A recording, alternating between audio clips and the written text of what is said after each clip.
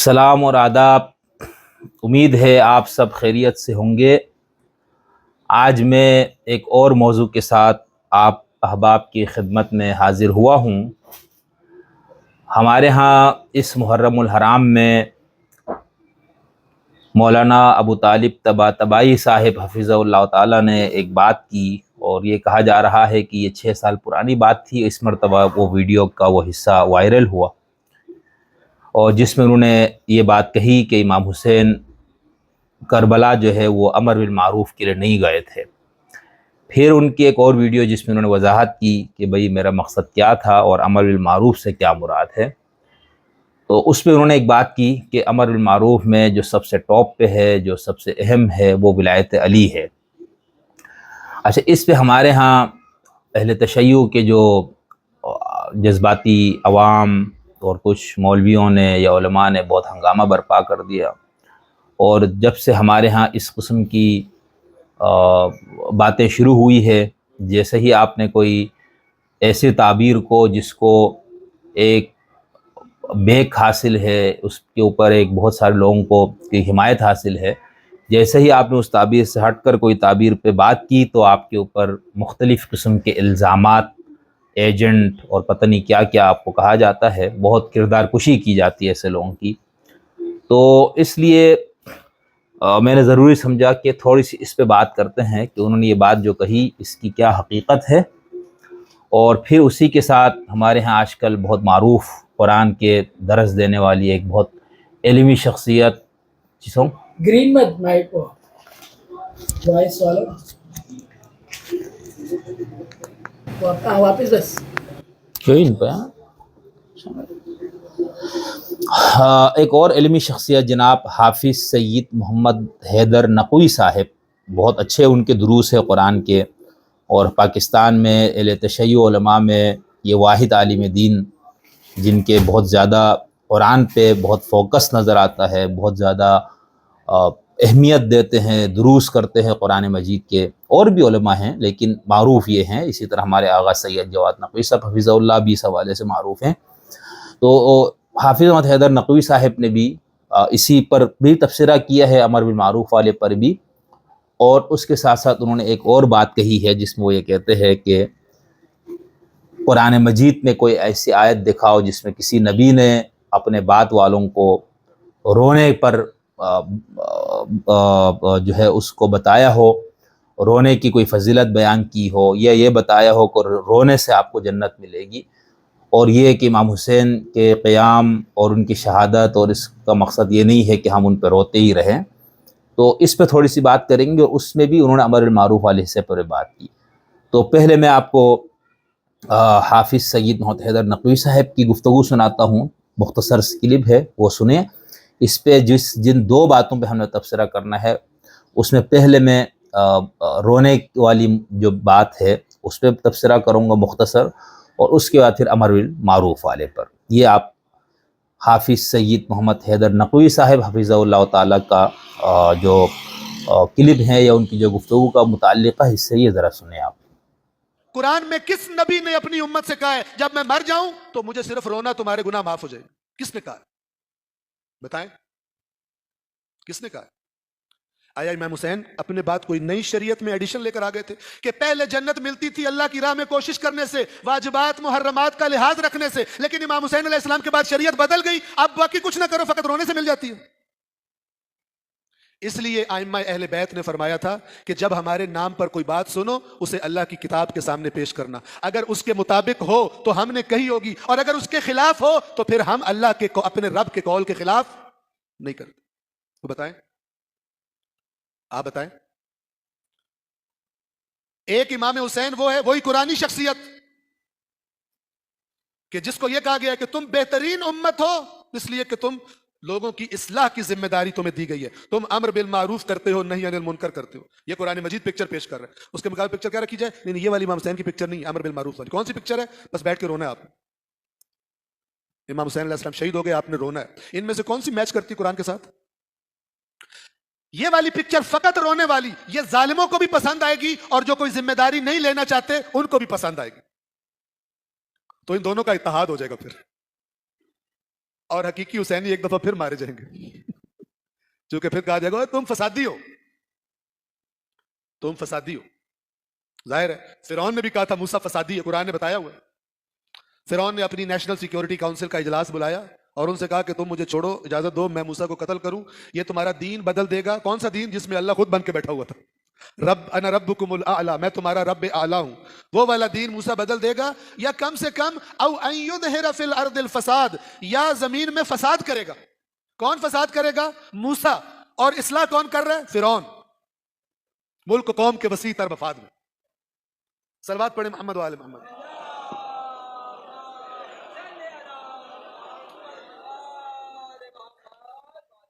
تو آپ کے پاس ہر وہ موضوع جس کو اللہ نے اپنی کتاب میں قرآن میں ڈسکس کیا ہے، ایک سمجھدار مومن کو یہ حق بنتا ہے، اس کو زیب دیتا ہے کہ وہ موضوع جو اللہ کی کتاب میں ڈسکس ہوا ہے، اس موضوع کے بارے میں جب بھی جاننا چاہے تو سب سے پہلے تو یہ دیکھے کہ اس کے بارے میں کائنات کے خالق نے کیا بتایا ہے۔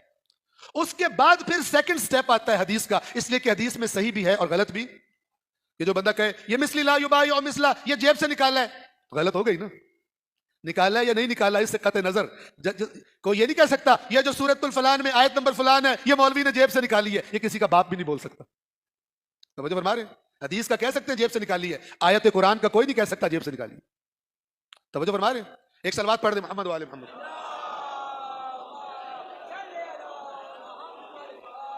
تو سب سے پہلے اس موضوع کی انفارمیشن، اس کا علم کہاں سے دیکھنا چاہیے؟ قرآن کریم سے۔ یہ کس نے ریکمینڈ کیا ہے؟ اللہ کے نبی نے اور ائمہ اہل بیت نے، اگرچہ یہ بات اتنی کوئی سنی مانی نہیں گئی ان کی۔ اطاعت اور فرما برداری ان کی کے معاملے میں کافی حد تک وہ ہر زمانے میں مظلوم ہے۔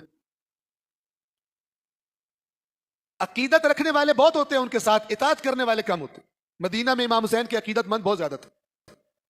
اس گفتگو میں پہلی بات جو انہوں نے کی رونے والی، دیکھیں جو ان کا انداز بیان ہے اس سے ایسا تاثر ملتا ہے جیسے ہمارے حافظ صاحب جو ہے وہ سید محمد حیدر نقوی صاحب کی میں بات کر رہا ہوں، تاثر ایسا ملتا ہے جس طرح سے وہ قرآنسٹ ہے۔ قرآنسٹ کے دو مطلب ہوتے ہیں عام طور پر، ایک تو وہ لوگ جو ہمارے ہاں موجود مختلف فقہی اور کلامی مسالک میں سے کسی مسلک کے ساتھ ان کا تعلق ہے اور انہوں نے اپنا تعلق نہیں توڑا، اور وہ اپنے آپ کو شیعہ سنی جو بھی اس کے کہنے پر وہ اصرار کرتے ہیں، اور وہ کہتے ہیں نہیں ہم اسی مسلک میں ہیں، فقہ اور کلام اور سارے جو اس کے عقائد اور فقہ احکامات ہم اس سے لیتے ہیں، لیکن ہم قرآن کو زیادہ اہمیت دیتے ہیں۔ اور اس اہمیت دینے میں ایک تو درس قرآن، تفسیر قرآن، ہر محفل میں قرآن، گفتگو میں قرآن کا حوالہ، اور پھر یہ کہ بھئی جو حدیثوں کو کم سے کم پیش کرنا، اور یہ اصرار کرنا کہ بھئی ہم صرف اسی حدیث کو پیش کریں گے جو قرآن کے مطابق ہو۔ تو ایک تو یہ قرآنسٹ ہے، یعنی کسی مسلک میں رہتے ہوئے قرآن کے اوپر زیادہ فوکس رکھنا۔ یہ مختلف مسالک میں اس قسم کے لوگ آپ کو مل جائیں گے۔ دوسرا، ہم جب قرآنسٹ اہل القرآن جن کو کہتے ہیں، وہ باقاعدہ ایک مکتب فکر کے طور پر ہمارے ہاں موجود ہے۔ اس مکتب فکر کے ماننے والے کا مطلب یہ ہوتا ہے کہ وہ حدیث کی حجیت کو ہی نہیں مانتا، وہ مکتب فکر جس کو ہم قرآنسٹ مکتب فکر کہتے ہیں۔ جیسے ہمارے ہاں علامہ پرویز صاحب کا مکتب فکر ہے، چکڑالی صاحب کا ہے، اسی طرح عرب دنیا میں بھی کچھ اس طرح کے لوگ نکلے ہیں جن کا یہ کہنا ہے کہ بھئی دین صرف قرآن میں ہے، ہم اس کے علاوہ کہیں سے نہیں لیں گے۔ اب یہ جو دوسرا ہے جس کو ہم نے کہا باقاعدہ ایک قرآنسٹ فرقہ، قرآنسٹ مکتب فکر، اہل القرآن آپ ان کو کہیں، ان کا یہ ہوتا ہے کہ بھئی قرآن میں دکھاؤ، اچھا یہ مسئلہ ہے قرآن نے بتاؤ، یہ قرآن میں کہاں بیان ہے۔ اب حافظ صاحب کی گفتگو سے تأثر ایسا نکلتا ہے جیسے یہ صرف قرآن کو حجت مانتے ہیں، حالانکہ ایسا نہیں ہے۔ ان کے اصول کافی پہ بھی کچھ دروس موجود ہیں، حدیث کو بھی یہ مانتے ہیں اور اپنے دروس میں احادیث کو پیش بھی فرماتے ہیں یہ، لیکن آپ یوں سمجھ سکتے ہیں کہ یہ جس طرح سنیوں کے ہاں سے غامدی صاحب کا ایک وہ نکلا، تو شیعوں میں کسی حد تک یعنی ایسا نہیں کہ مکمل مشابہت ہے، قرآن پہ زور اور یہ کہنا کہ ہم حدیث سے صرف ان احادیث کو لیں گے جو قرآن کے مطابق ہیں یا روح قرآن کے مطابق ہے۔ تو حافظ صاحب نے جس انداز سے بات کی آپ نے سنی، ان کا انداز ایسا تھا جس سے یہ لگتا ہے کہ یہ حدیث کے منکر حافظ صاحب ہیں، حقیقت میں ایسا نہیں ہے۔ اب جب آپ یہ کہتے ہیں کہ قرآن نے بتاؤ، تو دیکھیں ہم جب جس تشیع کو ہم لوگ بچپن سے جانتے ہیں اور جو ہمارے ہاں رائج تشیع ہے، اب کافی حد تک اس میں تبدیلی آئی، تو اس کے اندر آپ کو معلوم ہے ہمارے ہاں یہی بحثیں ہوتی تھی، مناظرے ہوتے تھے کہ ماتم دکھاؤ، رونا دکھاؤ، تو اس کے اوپر بڑی کتابیں لکھی گئی اہل تشیع کی طرف سے، اور قرآن سے رونے کو بیان کیا گیا کہ فَلْيَضْحَكُوا قَلِيلًا وَلْيَبْكُوا كَثِيرًا، ٹھیک ہے۔ اسی طرح وَبِيَضَّتْ عَيْنَاهُ، حضرت یعقوب اس قدر روئے اپنے بیٹے کے گم ہونے پر کہ ان کی آنکھیں ہی، ان کی بصیرت ہی چلی گئی، بصارت چلی گئی، سوری بصیرت نہیں، ان کی بینائی چلی گئی، ہم یوں کر لیتے ہیں۔ اور یہ قرآن مجید میں سورہ یوسف کے اندر بہت تفصیل سے موجود ہے، انما اشکو بسی وحزنی اللہ، تو یہ کیا ہے؟ یہ ماتم داری ہے، یہ گریہ ہی ہے نا، اور کیا ہے؟ اس کے علاوہ احادیث، اب یہ تو میں نے قرآن کی بات کی، اب احادیث پہ ہم آتے ہیں، تو احادیث میں جیسے ہمارے ہاں حضور کی وفات پہ آتا ہے کہ حضرت عائشہ نے بہت زار و قطار انہوں نے رونا شروع کیا، باقی ازواج نے، سیدہ کائنات فاطمہ نے، باقیوں نے بھی، تو اس سے ثابت کرتے ہیں، یہ لوگ کرتے تھے کہ بھئی دیکھو ماتم اور گریہ اور مرنے پر رونا جو ہے یہ تو ثابت ہے۔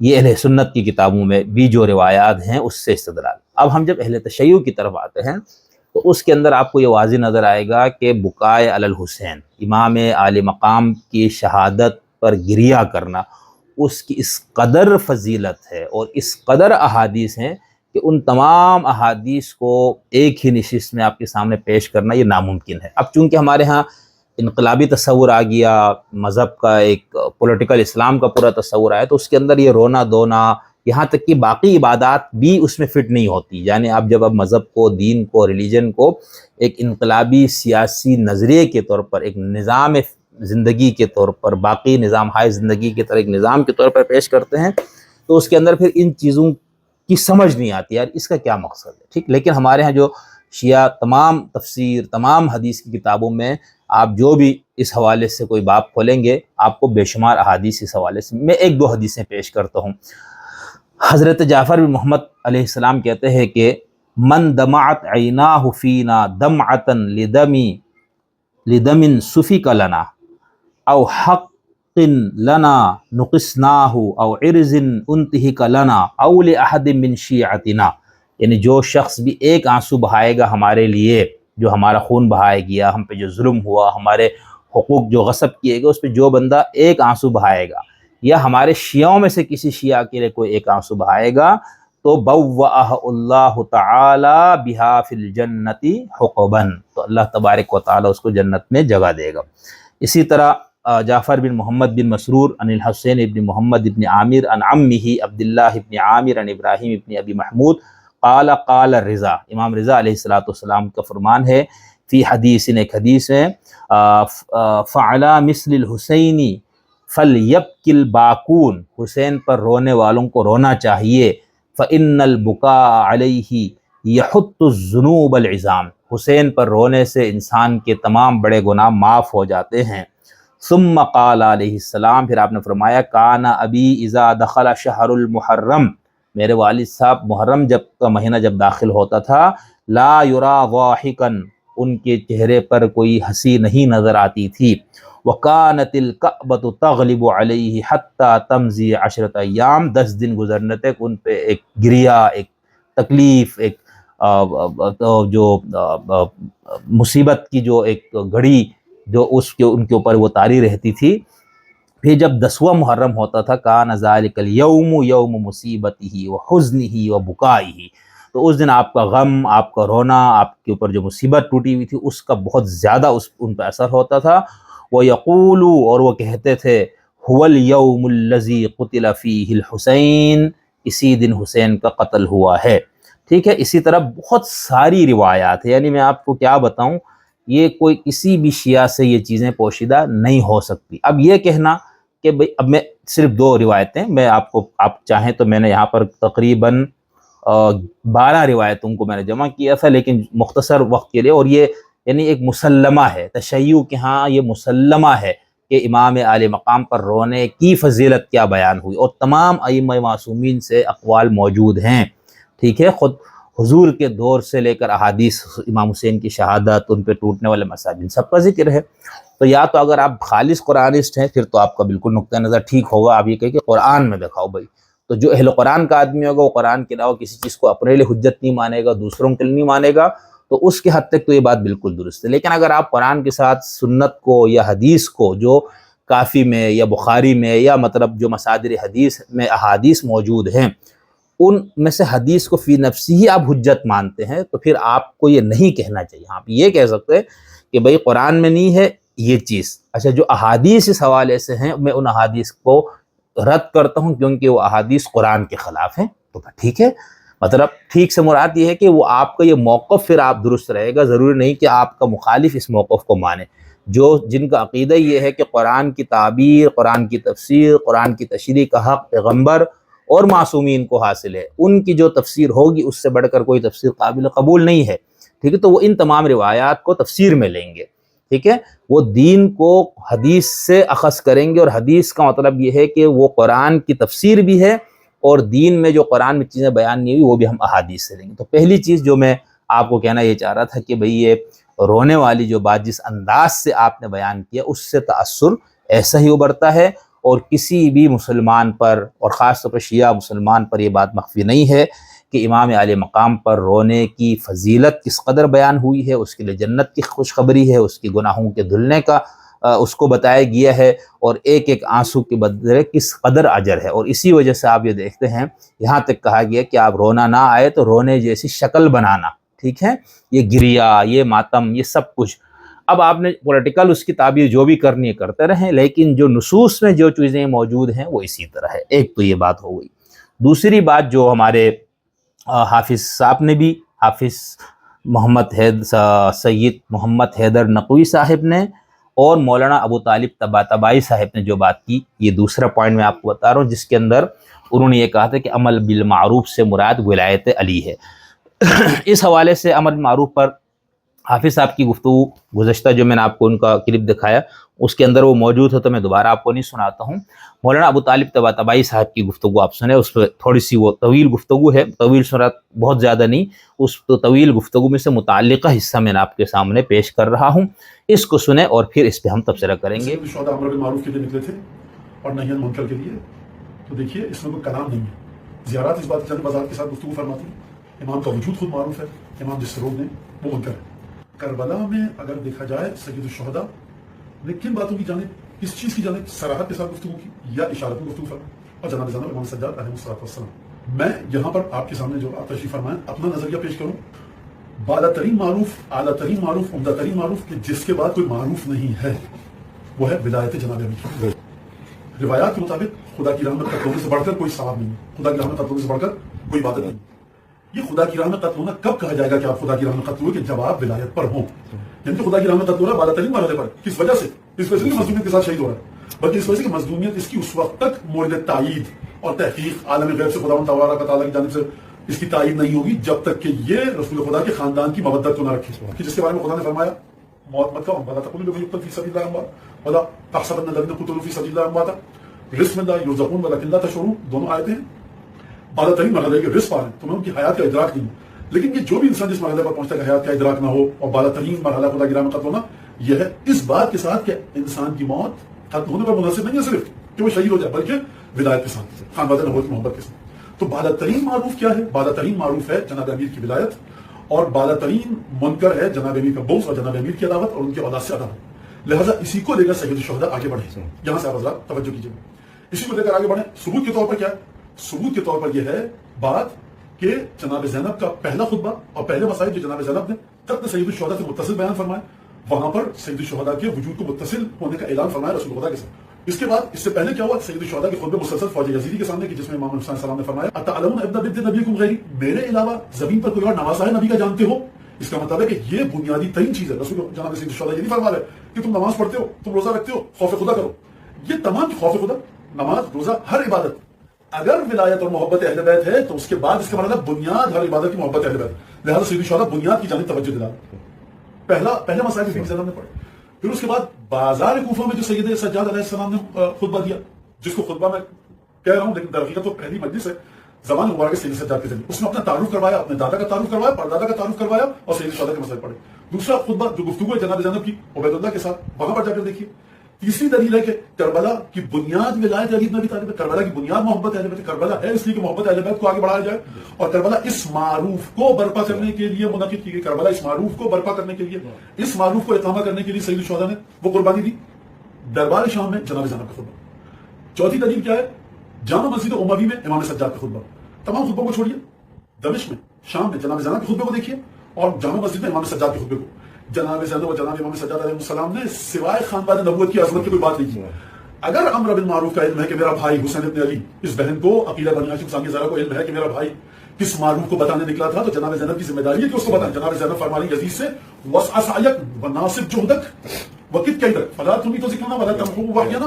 یزید تو اپنی آخری کوشش کر ڈال، ہمارے ذکر کو ختم نہیں کر سکتا، بیوی کو سمجھانا چاہیے یزید تو آخری کوشش کر ڈال، تو نماز کو ختم نہیں کر سکتا، تو حرام کو ختم نہیں کر سکتا، تو مکروہات کو فرمائیں ہمارا ذکر۔ بیوی نماز کی بات کیجیے، روزے کی بات کیجیے، کسی وقت فرمائیں گی، بیوی جواب دیں گی ہر معروف کی بنیاد ہے ہمارا ذکر۔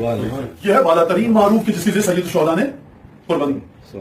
آپ اس سے اختلاف کر سکتے ہیں، تنقید کر سکتے ہیں، سوال اور اعتراض کر سکتے ہیں، لیکن آپ یہ نہیں کہہ سکتے کہ آپ مولانا آپ کو اپنا نظریہ بتانے کا حق نہیں، آپ جو جی جماعت کہیے، لیکن میرا نظریہ دلیل ہے۔ پھر سید سجاد جب خطبہ شروع کر رہے ہیں جامع مسجد کے اندر تو کیا فرما رہے ہیں؟ دیکھو اوتینا ستن وفضلنا بسبع، ہمارے گھرانے کو 6 چیزیں عطا کی گئی، اس جیسی 6 چیزیں کسی کو نہیں دی گئی، ہمارے گھرانے کو 7 فضیلتیں دی گئی، وہ کسی کو نہیں دی گئی۔ سید ساجدین امر بالمعروف پر بات کیجیے، کہیے نماز پڑھو، روزہ رکھو، تو سرکار یہاں سے میں کہنا کیا چاہتا ہوں، معروف 2 طرح کے، ایک معروف وہ جو ایک عام مذہبی انسان کے ذہن میں آتا ہے، تقویٰ 2 طرح کا ہے، ایک تقویٰ وہ جو ایک عام انسان کے ذہن میں آتا ہے، ایک تقویٰ وہ جو قرآن بیان کرتا ہے، وہ تقویٰ جو قرآن بیان کرتا ہے، وہ تقویٰ جو رسالت مآب نے بیان فرمایا، وہ ہے معروف جس کی بنیاد ہے ولایت جناب امیر، لاکھ خدا کے خوف سے آپ درستے رہیے، لاکھ آپ نمازیں پڑھتے رہیے، بغض اہل بیت رسول ہے ہر منکر سے بدتر یہ منکر ہے، اور خداوند تبارک و تعالیٰ ہے کہ محبان اہل بیت کے، محبان جناب امیر کے گناہوں کو خدا دنیا میں، آخرت میں، قبر میں، قیامت میں پہلی رات بخشے گا، کس طرح سے یہ واضح بات ہے۔ لہٰذا بالا ترین معروف ہے ولایت اہل بیت، اور اس کے بعد جناب امام سجاد نے فرمایا کس کے فضائل بتائے، رسول خدا کے فضائل بیان کیے، اور اس کے بعد جناب امیر المومنین کے فضائل بیان کیے، جناب خدیجہ کا ذکر فرمایا، اور جناب سیدہ کا ذکر فرمایا، اور جب جناب امیر کے فضائل بتائے تو اتنے جملے لائیں جناب سید سجاد کی جو رسالت مآب کے فضائل بیان کرتے وقت بھی ان کی تعداد بڑھ جاتی ہے۔ یعنی اس کا مطلب کیا ہے؟ اس کا مطلب کہ رسالت پر آ کر رک مت جانا، بلکہ کما حق کو ولایت کو سمجھو۔ تو بالا ترین معروف کیا ہے جس کے ذریعے لیے کربلا منعقد ہوئی؟ وہ ہے یہ ہے مولانا ابو طالب طباطبائی صاحب، جن کو لوگوں نے تباہی اور پتہ نہیں کیا کیا باتیں کر کے ان بیچاروں کی کردار کشی کی۔ وہ کیا فرما رہے ذرا سنیے۔ اچھا، اب یہ جو ابو طالب طباطبائی صاحب نے پہلے تو یہ جو کہا تھا کہ امام عالی مقام امر بالمعروف کے لیے نہیں نکلے تھے یا آپ نے نہیں کیا، اس کو پہلے تو بہت پتنگڑ بنایا گیا، ٹھیک ہے۔ اچھا، ظاہر سی بات ہے اب بہت سے لوگوں پہ مجھے حیرت ہوئی، یعنی علماء کے طبقے، عام عوام ہمارے جیسے جو کم پڑھے لکھے یا بالکل ہی نہ پڑھے لکھے، ان کا تو بنتا ہے اس طرح سے دینا کہ بھائی کیا یہ امام حسین نے نکلتے ہوئے نہیں کہا تھا کہ میں امر بالمعروف کے نکل رہا ہوں، امام نے یہ کہا تھا اور یہ جاہل مولوی اس کو نہیں پتا۔ تو بھائی ہم یہ توقع ہی نہیں کر سکتے کہ ایک آدمی جس نے 10 12 15 20 سال حوزہ میں پڑھا ہو، اس کے بعد وہ پچھلے کئی سالوں سے مجالس سے حسینی مختلف جگہوں پر وہ مجلسیں پڑھنے والا شخص ہو، اس بندے کی نظر سے امام کے وہ اقوال مخفی ہوں جو آپ پیش کر رہے ہیں۔ یعنی میں کئی لوگ ہیں میرے بہت پڑھے لکھے اساتذہ، اپنے کیا کہنا چاہیے علماء، ہمارے بہت سے جاننے والے، ان سب نے اس طرح دیکھو جی طباطبائی نے یہ کہا اور امام عالی مقام نے تو کہا ہے کہ میں امر بالمعروف کے نکل رہا ہوں۔ اس سے تاثر آپ نے یہ دیا کہ جیسے ان کو پتہ ہی نہیں ہے کہ امام حسین کے خطبات میں امر بالمعروف کی بات کی گئی ہے۔ پہلی بات تو یہ غلط ہے۔ ان کا موقف کیا تھا؟ ظاہر سے ان کے نظر میں وہ روایتیں موجود تھی، ایسا نہیں ہے کہ اگر وہ بالکل ایک وہ شخص بھی جو 8 10 15 سال مجلس سننے والا بھی ہو، ایک عام بندہ جس کو امام حسین کے قیام اس حوالے سے تھوڑی سی بھی دلچسپی، اس کو پتہ ہے کہ امام کے جو آپ کے اقوال اس کے اندر یہ چیز موجود ہے۔ تو ایک تاثر یوں دیا گیا اور رد لکھنا شروع کر دیا کہ یہ دیکھا امر بالمعروف کہا گیا، یہ دیکھا۔ ایک تو یہ بات غلط ہے کہ مولانا صاحب کو احادیث کا نہیں پتہ تھا، ان کو بالکل پتہ تھا۔ دوسری بات، خود قیام امام حسین علیہ السلام کی ہم نے جس سے پہلے بھی بارہا بات کی، اپنے اسی چینل پہ ہم نے اس پہ بہت تفصیل سے تحقیق کے ساتھ گفتگو کی کہ خود شیعوں میں یعنی اہل سنت کے ہاں بھی 2 سے زائد آراء پائی جاتی ہیں مقصد قیام، ہدف قیام پر، ٹھیک ہے۔ اور اہل تشیع کے ہاں تو 13 سے اوپر اس کی تعبیرات ملتی ہے۔ کچھ لوگوں نے اس کو خلاصہ کر کے 4 میں، کچھ نے اس کو 7 میں اس کو بیان کیا ہے۔ رے شہری صاحب کی جو موسوعہ امام حسین، اس کے اندر انہوں نے بتایا کہ ہم اس سب کو جمع کریں تو یہ اتنی آراء ہے، یعنی تعبیر ہے۔ اب انہوں نے بھی کہا کہ میں امر بالمعروف کے لیے نکلا ہوں، قرآن نے بھی امر بالمعروف پر بہت زور ہے، سب کچھ ہے۔ اب ہمارے یہاں لوگ کہتے ہیں نا امام سے پوچھو. ارے بابا امام سے ہی تو پوچھنا ہے. مسئلہ یہ نہیں ہے کہ امام سے پوچھنا ہے یا خدا سے پوچھنا ہے.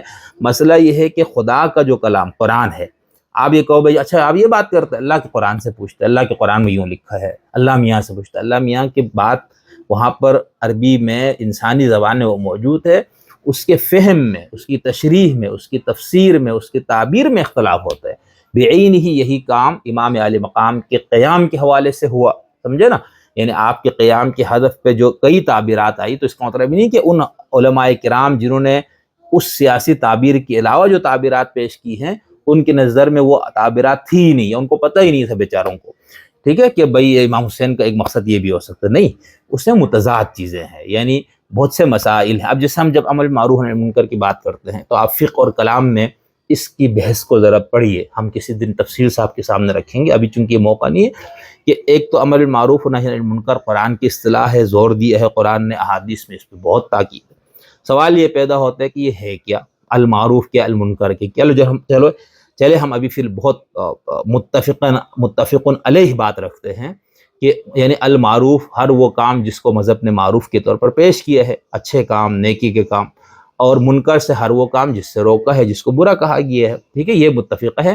باقی جیسے معتزلہ اس کے اندر, امامیہ کی ہاں تھوڑی سی اس کی ایک مزید توضیح ہو جاتی ہے. یعنی وہ دین قرآن اور عقل کی روح سے جو چیز معروف ہے, قرآن اور عقل کی روح سے جو المنکر ہے, تو وہ قرآن یا اسلام یا مذہب کے ساتھ وہ عقل کو بھی لے آتے. باقی اس بات پہ سب کا اتفاق ہے. اچھا, اب جو امر معروف کی قسمیں کتنی ہے اس پہ بات کی گئی. اب جیسے ہمارے ایک بہت مشہور حدیث جو شیعہ سنی دونوں مصادر میں ہے کہ من رآ منکم منکرا فلیغیرہ بیدہ فإن لم یستطع فبلسانہ فإن لم یستطع فبقلبہ وذلک اضعف الایمان. کہ تم میں سے کوئی برائی دیکھے تو وہ اس کو اپنے ہاتھ سے روکے, اس کو تبدیل کرے. جو ہاتھ سے طاقت نہیں رکھتا وہ زبان سے کرے, جو زبان سے طاقت نہیں رکھتا وہ اپنے دل میں برا جانے, اور یہ ایمان کا سب سے کمزور درجہ ہے. اب اس کے اندر جو مختلف تشریحات جو اس احادیث کی گئی, اس میں سے ایک تشریح یہ ہے کہ فلیغیرہ بیدہ کا جو مخاطب ہے وہ شخص ہے, اسٹیٹ ہے, اتھارٹی ہے, عدلیہ ہے, انتظامیہ ہے, جو معاشرے کے اندر نظم کو برقرار رکھنے کا ذمہ دار ہے اور ان کے ہاتھ میں طاقت ہے. اب ہر شخص, جیسے ہمارے یہاں آپ کو یاد ہے لال مسجد کا کیا ہوا تھا, انہوں نے بھی اسی کو بنیاد بنا کر امر بالمعروف کا کام کیا, تو پھر کیا نتائج نکلے.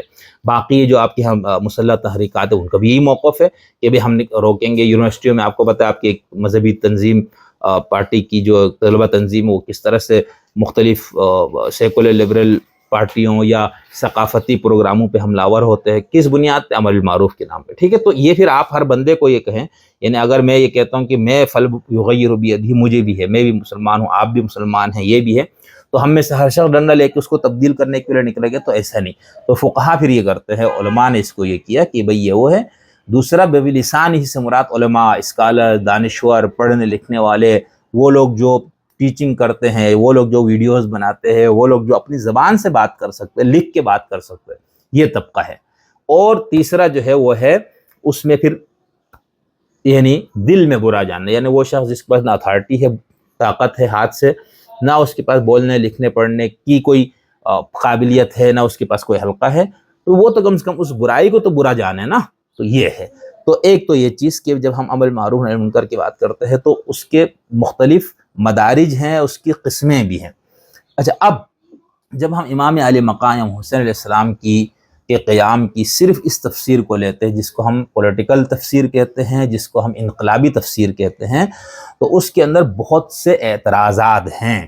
ٹھیک ہے, کلامی لحاظ سے بھی کافی اعتراضات ہیں, فقہی لحاظ سے بھی. اچھا, اس کو دیکھنے کا دو تناظر ہے. ایک تو سنی تناظر ہے جس میں صحابی ہوتا ہے, اور صحابی جو ہے معصوم نہیں ہوتا, اس سے غلطی بھی ہو سکتی ہے, وہ اجتہاد کرتا ہے. ٹھیک ہے, امام علیہ مقام کو جمہور اہل سنت نے ان کے عمل کو خطا نہیں کہا, وہ کہتے ہیں بالکل صحیح اجتہاد تھا آپ کا, اور آپ نے جو خروج کیا یزید کے خلاف, خروج کی شرائط کی تکمیل کے بعد کیا, ٹھیک ہو گیا. یہ جمہور اہل سنت کا موقف ہے. کچھ اہل سنت نے جو کہا کہ نہیں, امام حسین نے ایک امام عادل کے خلاف خروج کیا, تو یہ ان کا, وہ کہتے ہیں خطأ اجتہادی ہے, ان کو ایک اجر ملتا ہے, کیونکہ حضرت امام حسین صحابی رسول ہونے کے ناطے ان کو آپ باطل نہیں کہہ سکتے. اہل تشیع کا تناظر کیا ہے, امام جو ہے وہ رسول کی طرح ہوتا ہے, جو کچھ رسول کا اختیار ہے وہ تمام اختیارات معصوم امام کو حاصل ہے، اور یہ 12 لوگ ہیں۔ اچھا، سوائے اس کے کہ رسول پہ وحی آتی ہے، امام پہ وحی نہیں آتی۔ یہ سمجھ لیجئے کہ شیعہ، امامیہ، اثنا عشریہ کے ہاں یہ 2-3 چیزیں تو متفقاً علیہ ہے، ٹھیک ہے۔ باقی ٹھیک ہے، امام کی جو جملہ اختیارات، کان ما یکون کا علم، ٹھیک ہے، ولایت تکوینی، اس حوالے سے شدید اختلافات ہیں، وہ ٹھیک ہے، وہ اپنی جگہ، میں اس بحث میں بھی نہیں جا رہا ہوں۔ تو ان کے ہاں یہ ہے کہ امام جو ہے، امام حسین نے اگر کوئی قدم اٹھایا ہے تو وہی شریعت ہے، بس ٹھیک ہے۔ مطلب آپ باقی جو فقہ میں اور کلام میں جو فقہا نے اس کام کے لیے جو شرائط مقرر کی ہے، وہ شرائط آپ امام پہ کیسے لاگو کرتے ہیں؟ امام تو خود دین کو اس طرح سے بیان کر سکتے، اس کا اپنا عمل اور اس کا اپنا قول اور اس کی اپنی تقریر، یعنی ان کے سامنے کوئی کام کیا ہے اور انہوں نے خاموشی اختیار کی، وہ خود دین ہے۔ تو پھر اس کے باوجود بھی اس کے اندر اہل تشیع کے ہاں کافی اس کی تعبیرات آئی۔ جب سے ہمارے یہاں پولیٹیکل اسلام نے غلبہ پایا، اور پھر خاص طور پر 1945-50 کی بات شیعہ دنیا میں جس انداز سے پولیٹیکل اسلام کا تصور آیا، اور اس پہ ہم نے اپنی کتاب میں تفصیل سے لکھا ہے، اور انشاءاللہ اب دوسری ہماری اب کتاب ایک آ گئی ہے، تیسری بھی آئے گی، جو ہم نے صرف پولیٹیکل اسلام پہ ہی لکھی ہے وہ کتاب۔ یعنی ہمارے ہاں چونکہ میں نے دیکھا ہمارے دوستوں میں، خود ہم میں کافی عرصہ کنفیوژن رہی، بہت سمجھنے میں ٹائم لگا، تو بہت سے دوستوں کو جب ہم کہتے ہیں اسلامزم ہے، یہ اسلامسٹ ہے، تو ناراض ہو جاتا ہے، کتاب مسلمان نہیں ہے، یا کیا آپ کے بھائی اسلامزم جب ہم استعمال کرتے ہیں، جس کا اردو ترجمہ اسلامیت بھی کیا جاتا ہے، جس کا ہم پولیٹیکل اسلام بھی ترجمہ کرتے ہیں، جس کی اردو میں جس کو ہم سیاسی اسلام کہتے ہیں، عربی میں جس کو الاسلام السیاسی کہا جاتا ہے، وہ ایک الگ چیز ہوتی ہے۔ یعنی دین کی مجموعی جو تعبیر آپ لیتے ہیں وہ سیاسی ہے، باقی تمام اس کے اعمال اور جو کچھ دین میں بیان کیا گیا وہ اس سیاسی تعبیر کو سپورٹ کرنے کے لیے۔ اب مثال کے طور پر جب آپ ایک سوشلزم کی تحریک ہے، کمیونزم کی ہے، یا فاشسزم کی ہے، یا کوئی جمہوریت کے قیام کے لیے آپ تحریک چلا رہے ہیں، یا کوئی اور نظام کیپٹلزم کی، تو اس کے اندر آپ سے یہ کہا جائے 5 وقت آپ نے نماز پڑھنی ہے، اذانیں دینی ہے، سال میں کچھ ایام ہے جس میں آپ نے اپنے آپ کو پیٹنا ہے، رونا ہے، دعانا، تو وہ چیز سمجھ بھی نہیں آتی ہے۔ نظام کے قیام کے لیے ہم نے کام کرنا ہے، تو یہ کیا؟ تو ہمارے جو پولیٹیکل مفکرین ہے، پولیٹیکل اسلام والے جن کو کہا جاتا ہے، انہوں نے پھر کیا کیا؟ نماز، روزہ، حج، زکوٰۃ، یہاں تک کہ ماتم، تعزیہ، اپنا تعزیہ امام حسین کے جو سید الشہداء کے حوالے سے جو مجالس کا انعقاد ہوتا ہے، ان سب کی انہوں نے سیاسی تعبیر کر دی کہ بھئی یہ سب چونکہ اسلام انقلابی نظام، پولیٹیکل نظام اور معاشرے کے اندر سب کچھ تلپٹ کر کے ایک نئے سسٹم کو لانے کا ایک دین ہے خدا کی طرف سے، انسان کے تمام مسائل کا دنیاوی اس کے اندر حل موجود ہے، یہ وہ پوری ایک تعبیر۔ اس کے لیے وہ کہتے ہیں یہ سب اس نظام کے قیام کے لیے تربیت کے مراحل ہیں، سکھانے کے مراحل۔ آپ اس کے لیے سید ابوالعلا مودودی صاحب کی کتابوں میں ہم نے اپنے حوالے دیے ہے۔ امام خمینی صاحب کا تو اس میں بہت زیادہ شدت ہے، وہ کہتے ہیں اسلام ہی سیاست ہے، سیاست ہی اسلام ہے۔ انہوں نے بھی ساری مذہب کی جو رسومات ہے یا جو عبادات وغیرہ کی بھی انہوں نے تعبیر کر دی پولیٹیکل، ٹھیک ہے۔ اس کی انتہائی شدت پسندانہ شکل، شدت پسندانہ سے مراد یہ ہے کہ آپ کو یہ لگے گا یہ نماز، یہ روزہ، یہ حج، یہ زکوٰۃ، یہ کوئی اجر ثواب والا کام نہیں ہے، یا اس سے آپ کے کوئی گناہ نہیں دھلتے، اس سے آپ خدا کے قریب نہیں ہوتے، بلکہ یہ تو اس نظام کے قیام کے لیے مختلف قسم کے پروگرام ہیں۔ اس کو اگر آپ نے اپنی آخری انتہائی شکل میں اردو میں اگر آپ پڑھنا چاہتے ہیں تو میرا آپ کو مشورہ ہے کہ آپ علامہ غلام حق پرویز صاحب مرحوم کو ایک مرتبہ پڑھ لیں، ان کی کتاب نظام ربوبیت کو پڑھ لیں، اسباب زوال امت کو پڑھ لیں، اسی طرح اسلام کیا ہے ان کی کتاب ہے اس کو پڑھ لیں، ان کا کوئی مضمون پڑھ لیں، آپ کو نظر آئے گا، ان کی تفسیر دیکھ لیں۔ تو کہنے کا مطلب ہے کہ یہ ہو۔ اب شیعہ دنیا میں بھی یہی ہوا کہ جب وہاں پولیٹیکل اسلام کی تعبیر آئی اور جس شدت سے آئی، پھر اس کی بنیاد پہ بعد میں ایک نظام کا قیام بھی ہو گیا وہ سارا، تو اب وہ جب ریلیجن کے ساتھ معیشت اور سیاست جب جڑ جائے تو وہ زیادہ تباہ کن ہوتا ہے، اس کے نتائج پھر زیادہ منفی آتے ہیں، اس میں پھر آپ کی سیاسی عصبیت جو ہے وہ آپ کی مذہبی عصبیت سے زیادہ ہو جاتی ہے۔ تو ہمارے ہاں اب امر بالمعروف امام حسین نے بھی کہا میں اس کے لیے نکلا ہوں، ظاہر سی بات ہے اس سے تو کوئی بھی انکار نہیں کر سکتا، جو واقعہ کربلا کو مانتا ہے وہ اس کا انکار نہیں کر سکتا، کیونکہ یہ شیعہ سنی تمام تاریخ کی کتابوں میں ہر طرح سے آپ کے کچھ کلمات یا آپ کے کچھ خطبات وہ جو سب میں مشترک ہیں، اس کا آپ انکار نہیں کر سکتے۔ مسئلہ اس کی تعبیر کا ہے، مسئلہ اس کی تفہیم کا ہے۔ اب مولانا ابو طالب طباطبائی صاحب نے اپنی اسی گفتگو میں جو میں آپ کو سنا چکا ہوں، اس میں انہوں نے کہا کہ معروف میں سے سب سے اہم معروف ٹاپ پہ ہے وہ ولایت علی ہے، بالکل ٹھیک۔ اچھا، پھر اب اور بھی کچھ لوگ ہیں، ہم عربی زبان میں بھی اس پہ کچھ کام ہے، وہ باقی بھی، کہ بھائی یہ امر بالمعروف سے مراد وہ امر بالمعروف نہیں ہے جس کے اپنے شروط اور ضوابط ہیں، ٹھیک ہے، جس کو ہم فقہ اور کلام میں پڑھتے ہیں کہ آپ معاشرے کے اندر موجود کسی بھی برائی کو ختم کرنے اور بھلائی کو فروغ دینے کے لیے جو آپ اٹھتے ہیں، ٹھیک ہے۔ تو ان لوگوں کا یہ کہنا ہے کہ یہاں پر حضرت امام حسین کے ان اقوال میں آپ کا یہ مطلب ہے کہ میں مولا کائنات کی ولایت کو بچانے یا اس کو کی تبلیغ کے لیے نکلا ہوں، ٹھیک، یہ ایک تعبیر ہے اور اس کے لیے ان کے پاس دلائل موجود ہیں جو یہ بات کرتے ہیں۔ اس کا بہت لوگوں نے مذاق اڑایا، حیرت ہوئی ہمیں ان پہ، جن کا تعلق ہے وہ اسی مسلک سے ان کا تعلق ہے، وہ بڑے اپنا آپ کو شدید شیعہ سمجھ کے پیش کرتے ہیں، ان سب نے بڑا مذاق اڑایا کہ یہ کیا بات ہوئی۔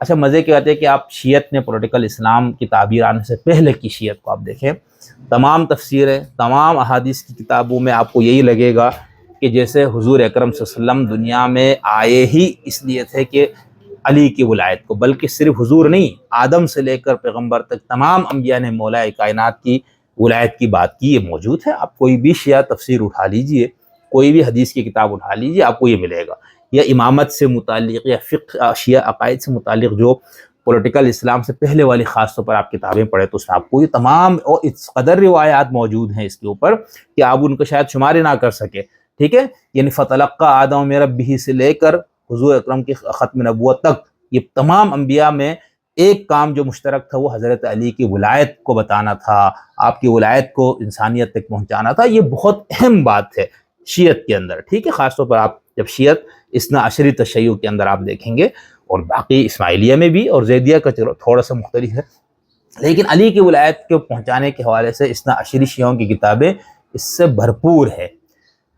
یعنی اس کے اوپر آپ یہ کہہ سکتے ہیں کہ ہم کوئی وہ نہ بھی دے نا، مطلب یعنی کہ کوئی دلیل نہ دے کہ بھئی یہ دیکھو فلاں تفسیر میں یہ روایت آئی ہے، فلاں حدیث میں، تب بھی نہیں ہے، یعنی اس کی پھر یعنی ایک مسلمہ ہے، مسلمات شیعہ ہے یہ، ٹھیک ہے، کہ حضور یعنی یہاں تک کہ قرآن کی بہت سی آیات کو پڑھتا ہے۔ اب جیسے میں آپ کو ایک ضخیم سی کتاب میں آپ کو دکھاتا ہوں جو کتنے 1072 صفحے پر مشتمل کتاب ہے، تاویل الآیات الظاہرہ فی فضائل العطرۃ الطاہرہ، ٹھیک ہے، اور ان کے جو تالیف جن کی ہے ان کا نام لکھا ہوا ہے کتاب کی ٹائٹل پر، الفقیہ المفسر والعلامہ المتبحر، ٹھیک ہے، السید شرف الدین علی الحسینی الاسترآبادی النجفی۔ آگے لکھا ہے من مفاخر اعلام القرن العاشر، 10ویں صدی کے اعلام میں سے، یعنی جو ٹاپ علماء ہے ان میں سے ان کا نام ہے۔ یہ کتاب جو ہے 2 جلدوں میں ہے اور دونوں جلدیں ایک ساتھ ملا کے 1072 صفحات پر ہے۔ اس میں انہوں نے ان تمام آیات کو بتایا ہے کہ جن کے اندر اشارتاً، قرایتاً یا صراحتاً وہ تمام آیات جو ہے وہ اہل بیت سے متعلق یا حضرت علی کی ولایت سے متعلق ہے۔ تو آپ کو میں صرف یہ کہہ رہا تھا کہ پولیٹیکل اسلام کی تعبیر کے آنے سے پہلے اور اس کی زور پکڑنے سے پہلے آپ کو یہ، اب پولیٹیکل اسلام کی تعبیر نے جب سے زور پکڑا ہے، اب کیا لگتا ہے کہ حضور یا قرآن یا دین یا ریلیجن آیا ہی اس کام کے لیے ہے، کس کام کے لیے کہ ولایت فقیہ کو فروغ دیا جائے۔ یعنی آپ اس کے بعد اسلامی حکومت کے نام پہ جتنی کتابیں آ رہی ہیں آپ ان کو پڑھیں، ولایت فقیہ کے عنوان سے اس کی حمایت پہ جتنی کتابیں آپ ان کو پڑھیں۔ اب آپ کو لگے گا کہ نہیں، ولایت علی چلو وہ ایک ہے، آپ وہ ایک حصے میں، یعنی اس پہ اب اتنی بات نہیں، اصل کام اسلام کا کیا تھا، مطلوب کیا تھا، پیغمبر کیوں آیا تھا، انبیاء کیوں آئے تھے، قرآن کیوں آیا تھا، ولایت فقیہ یعنی اسلامی حکومت کے قیام کو مسلمان کا نظم العین بنانے کے لیے۔ تو یہ بہت پیراڈائم جو شفٹ ہوا ہے نا، یہ پوری تعبیر کو جو الٹایا گیا ہے، اس کی وجہ سے اب آپ کو عجیب لگے گا، یعنی کہ امام حسین کے قیام کی تعبیر میں آپ نظریہ شہادت کو پیش کرے، نظریہ فدائے نفس کو پیش کرے، نظریہ محافظت علی النفس کو پیش کرے، باقی جو نظریہ فسخ بنی امیہ کو پیش کرے، باقی چیزیں کہ یا حضور نے جو اس حوالے سے ساری چیزیں بتائی تھی اس کو پیش کریں۔ ہاں ہنسیں گے یار، یہ کیا، یہ کوئی مقصد؟ آپ دیکھیں نا، آپ نے حافظ صاحب کی اپنی ابھی جو گفتگو آپ نے سنی اس میں کیسے اس کا مذاق سے بھی اڑا دیا، ٹھیک ہے، یعنی حافظ سید محمد حیدر نقوی صاحب کی میں بات کر رہا ہوں، تو انہوں نے تھوڑا سا اس کو ایک طنز کے طور پر بھی بیان کر دیا، ٹھیک ہے، کہ یہ کیا بات ہوئی۔ اچھا باقی جتنے ہمارے بیٹھے ہیں سوشل میڈیا پہ علماء اور اسکالر جو پولیٹیکل اسلام کو یا تو سمجھ کے مان لے یا ایک فیشن کے طور پر جو ہوا چلی اس میں بہہ کے مان رہے، وہ سب کے سب اب اس کو اسی طرح مذاق میں، اور ابو طالب طباطبائی صاحب کی بہت زیادہ کردار کشی کی گئی۔ اچھا اب میں آپ کو جو انہوں نے بات کی نا کہ ہمیں یعنی حضرت علی حضرت امام حسین کیوں گئے تھے ولایت امیر المومنین کو کی تبلیغ، اس کو پہنچانے، اس کو بچانے نکلے تھے، اور وہ امر بالمعروف ہے۔ اس پہ لوگوں نے جب مذاق اڑایا تو ہمیں بہت حیرت ہوئی، کیونکہ اس حوالے سے بھی کئی روایات موجود ہیں۔ میں یہاں پر ایک روایت پیش کرتا ہوں جس کے اندر یہ لکھا ہے کہ حضرت یہ کتاب میں اسی سے یہ روایت اٹھا رہا ہوں جو میں نے ابھی آپ کو تعویل الآیات الطاہرہ، تعویل الآیات الظاہرہ فی فضائل الاطراء والی جو کتاب ہے، اس کے اندر صفحہ نمبر اس کی ہے 895 سورہ تکاثر کی تفسیر میں، یعنی ثم لتسألن یومئذ عن النعیم۔ اس کے اندر لکھا ہوا ہے کہ وروى شیخ المفید، شیخ مفید نے یہ روایت کی ہے باسنادہ، اپنی سند کے ساتھ، الی محمد بن صائب الکلبی قال، وہ کہتے ہیں لما قدم الصادق العراق، جب امام صادق علیہ السلام عراق تشریف لائے، نظر الحیرہ، آپ حیرہ میں وہاں پر پڑاؤ ڈالا، فدخل علیہ ابو حنیفہ، امام ابو حنیفہ آپ کے پاس تشریف لائے، وسألہ عن مسائل، اور ابو حنیفہ نے آپ سے کئی سوالات کیے، وکان مما سألہ، اور ان سوالات میں سے جو آپ نے کی ان میں سے ایک سوال کیا تھا، امام ابو حنیفہ نے کہا امام جعفر صادق علیہ السلام سے، جعلت فداکا، میں آپ پہ قربان جاؤں۔ دیکھیں کیا محبت اور شفقت کا ایک پیار کا تعلق، اور آگے جس سخت الکلمات امام جعفر نے بھی کہے اس پہ امام حنیفہ نے کوئی سیخ پا نہیں ہوئے یا وہ لٹھ لے کے نہیں کہ یہ کیا بات کر دی۔ اگر ہم ان روایت کو آپ صحیح مانتے، ظاہر سی بات ہے کوئی نہیں مانے گا، کوئی اس کو ضعیف کہتا ہے تو اس کا اپنا ایک نقطہ نظر ہوگا۔ تو اس کے بعد امام ابو حنیفہ نے کہا مل امر بالمعروف، امام اعظم ابو حنیفہ رحمۃ اللہ علیہ امام صادق علیہ السلام سے پوچھ رہے کہ امر بالمعروف کیا ہے جو قرآن میں آیا ہے یا احادیث میں؟ فقال علیہ السلام، امام جعفر نے فرمایا المعروف یا ابا حنیفہ، اے ابو حنیفہ المعروف کیا ہے؟ المعروف فی اہل السماء، المعروف فی اہل الارض، جو اہل السماء میں معروف ہے، جو اہل ارض میں معروف ہے وہ کیا؟ وذالک امیر المؤمنین علی بن ابی طالب، اور وہ ہے حضرت علی علیہ السلام۔ امام ابو حنیفہ نے کہا جعلت فداک فما المنکر، اچھا یہ تو بات آپ نے بتا دی بھائی المعروف سے کیا مراد ہے اور عمل بالمعروف سے کیا مراد ہے، یہ تو آپ نے مجھے سمجھا دیا، اب یہ بتائیے نہی عن المنکر کیا ہے؟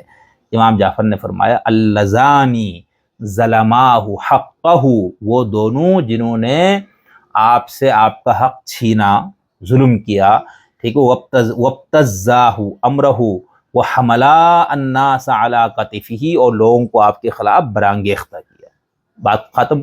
اچھا اب یہ نہیں کہ چونکہ ہم اتحاد کے لیے بات کر رہے ہیں فلانا، اور جو اس قسم کی روایات کو پیش کرے وہ استعمال، ارے بابا نہیں کرو، یہ تو ایک روایت ہے نا، اس میں تو پھر بھی زبان اور لہجہ اس طرح سے نہیں ہے، ورنہ ان حوالوں سے جس قسم کی روایات موجود ہے وہ آپ کو معلوم ہے، اس کو ہم نہیں بات، جب ہم مسالک کی بات کر کے مختلف جزیات کو لیں گے تمام مسالک کے، ادھر ہم تفصیل سے آپ کو بتائیں گے۔ یہاں پر آپ نے فرمایا یہ ہے، ٹھیک ہے، منکر سے یہ مراد ہے اور معروف سے۔ ابو حنیفہ نے فرمایا الا ما ہوا ان تر الرجل علی معاصی اللہ فتنہاہ عنہا، اچھا کوئی بندہ آپ جس کو دیکھتے کوئی بندہ اللہ کی نافرمانی کوئی گناہ میں مبتلا ہے تو آپ اس کو اس سے نہیں کریں گے، روکیں گے نہیں؟ فقال ابو عبداللہ، امام جعفر صادق نے فرمایا لیس ذالک امرا بمعروف ولا نہیا عن منکر، یہ وہ امر المعروف اور نہی عن منکر نہیں ہے، یعنی جو ابو حنیفہ نے کہا تھا نا کہ امر المعروف کیا ہے نہی عن منکر کیا ہے، یعنی وہ قرآن میں جو بیان ہوا، احادیث میں جو بیان ہوا، اس حوالے سے بات ہو رہی تھی نا۔ یہ نہیں بھائی، یہ سب نہیں، آپ نے کہا کہ نہیں یہ ایسا نہیں ہے کہ لیس ذالک امرا بمعروف ولا نہیا عن منکر، یہ امر المعروف اور نہی عن منکر نہیں ہے، انما ذاک خیر قدمہ، بس یہ ایک نیکی ہے، ظاہر سی بات ہے جو یہ کرے گا وہ نیکی کا کام کرے گا۔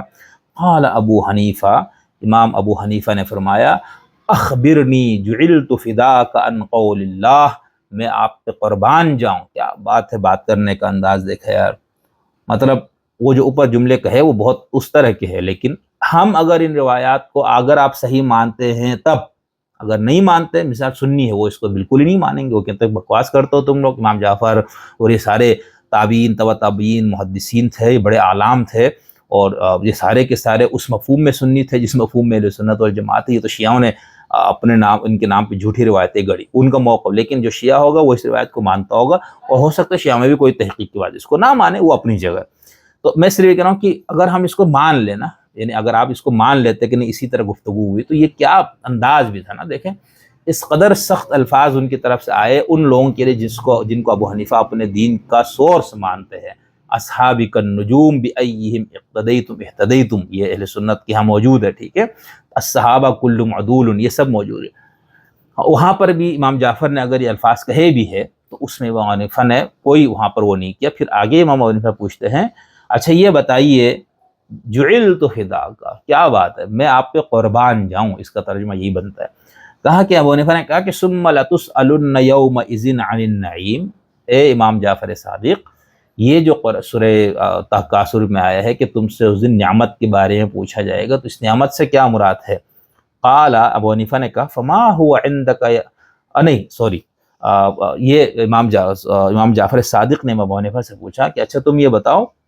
ابو حنیفہ نے کہا کہ ابو حنیفہ نے یہ کہا کہ بھائی یہ مجھے اس قول کے بارے میں بتاؤ جو عن النعیم ہے. تو امام جعفر نے کہا کہ فما هو عندک یا ابا حنیفہ، اچھا میں تو بعد میں بتاؤں، پہلے تم بتاؤ کہ اس میں آپ کیا سمجھتے ہیں کہ یہاں پر نعمت کیا ہے جس کے بارے میں پوچھا جائے گا. تو امام ابو حنیفہ نے کہا کہ الامن فی السرب وصحۃ البطن یعنی وہ جو چیزیں انسان کو اللہ کی طرف سے باقی مادی نعمتیں ساری ملی ہوئی ہے. فقال، امام جعفر نے کہا یا ابا حنیفہ، اے ابو حنیفہ لئن وقفک اللہ واوقفک یوم القیامہ حتی یسألک عن کل اکلۃ اکلتہا وشربۃ شربتہا لیتولن وقوفک قال فمن النعیم. تب انہوں نے کہا اچھا بھائی آپ یہ کہہ رہے تو پھر نعیم کیا ہے؟ کہا جعلت فداک قال النعیم نحن الذین انقذ اللہ الناس بنا من الضلالہ. ٹھیک، اب یہ دوسری طرف بات نکل جائے گی تو چھوڑ دیتے. تو کہنے کا ہے کہ یہاں پہ امام جعفر صادق نے دو ٹوک صریح واضح انداز میں کہہ دیا. ٹھیک ہے، بہار کے اندر یہ روایت موجود ہے، برہان تفسیر موجود ہے، ٹھیک ہے، اسی طرح الکافی کے اندر موجود ہے، المحاسن وغیرہ ان تمام جگہوں پر یہ روایت موجود ہے. ٹھیک ہے، اسی طرح جیسے میں نے آپ کو یہ ساری کتابیں بتائی ان سب میں یہ والی روایت موجود ہے، اور ان تمام فقہا نے محدثین نے ان روایت سے استدلال کیا. اب اگر ابو طالب طباطبائی صاحب نے حفظہ اللہ نے اس تناظر میں بات کی، یا کوئی بھی اور شخص اس تناظر میں بات کرتا ہے، تو مذاق اڑانے، کردار کشی کرنے، گالم گلوچ کرنے کیا تک بنتا ہے؟ آپ مجھے یہ بتائیں نا. یا تو انہوں نے کوئی بات اپنی طرف سے کر دی جس کا نہ قرآن میں کہی ہے، نہ سنت حدیثوں میں کہی ہے، نہ امام کے اقوال سے کہی ہے، انہوں نے ایک جھوٹ منسوب کر دی، تو پھر تو ٹھیک ہے آپ ان کو برا کہیں. لیکن یہ نہیں، آپ نے ایک تعبیر کو حتمی مان لیا، اس تعبیر سے ہٹ کے جس نے بھی کوئی تعبیر پیش کیا آپ لٹ لے کے اس کے پیچھے پڑیں گے، تو یہ انصاف کا کام نہیں ہے، یہ علمی رویہ نہیں ہے. آپ ان سے شائستگی کے ساتھ علمی اختلاف کریں بس ٹھیک ہے. اور پھر جس انداز سے نشر پارک میں ان کے خلاف جو ہنگامہ آرائی کی، اور جو مجلس سے امام حسین کے اندر جس طرح ان کو مجلس نہ پڑھنے دینے کے لیے جو ہنگامہ ہوا، اور وہاں پر ایک عجیب بات دیکھے تاریخ کا کہ ایک طرف نعرے ولایت علی کا نعرہ لگ رہا ہے اور دوسری طرف ولایت فقیہ کا نعرہ لگ رہا ہے، ایک طرف نعرے حیدری لگا رہے دوسری طرف لبیک یا خمینی. تو یہ کیا آپ کر رہے ہیں؟ مطلب ایک علمی فقہی ایک علمی مسئلہ تھا، اس علمی مسئلے میں اختلاف ہے 1400 سال سے، اس میں سے ایک نقطۂ نظر کو آپ نے درست مانا. تو خود بس یہ میں نے کہا تھا کہ تھوڑا سا میں آپ کو بتا دیتا ہوں کہ بھائی ابو طالب طباطبائی صاحب کی یہ بات اور پھر حافظ صاحب کی یہ بات دونوں کو سامنے رکھتے ہوئے کہ اس کے اندر اس تعبیر کی نہ صرف گنجائش موجود ہے بلکہ اس تعبیر پر اہل تشیع کے ہاں بہت زیادہ آپ کو روایات مل جائیں گی اس حوالے سے کہ یہ عمل معروف ہے کیا، نہیں منکر کیا، امام جعفر نے بتا دیا. ٹھیک ہے، اس کے علاوہ جو رونے والی جس بات کا انہوں نے جس استہزائی انداز سے انہوں نے اس کا ذکر کیا، یہ ایک عالم کو زیب نہیں دیتا کہ وہ اپنے لوگوں کو یہ بتائے کہ وہ قرآن میں چلو اس طرح سے نہیں کسی نبی نے کہا فلاں فلاں، لیکن حدیثوں میں اس کی بہت فضیلت ہے. ہو سکتا ہے آگے انہوں نے کئی بات کی ہو لیکن اس گفتگو میں کم از کم یہ بات نہیں ہوئی. تو پھر آپ سے دوبارہ ملاقات ہوتی ہے اسی طرح کے موضوعات پر، مزید آپ سے کے ساتھ گفتگو ہوتی رہے گی. اور جو ہم نے 2-3 اپنے پروجیکٹس میں چیزیں رکھی ہوئی ہے وہ ہم شروع کریں گے، اور جب وہ کریں گے تو انشاءاللہ آپ کو بہت دلچسپ بھی آپ اس کو پائیں گے، بہت مفید پائیں گے. اور آپ کو کوئی سوال ہو، کوئی نقد ہو، کچھ بھی ہو، تبصرہ ہو تو آپ لکھ دیا کریں. اور اگر آپ سمجھتے ہیں کہ اس موضوع پہ آپ بات کریں تو ہم اس پہ بھی کوشش کریں گے. تھینک یو جی، شکریہ.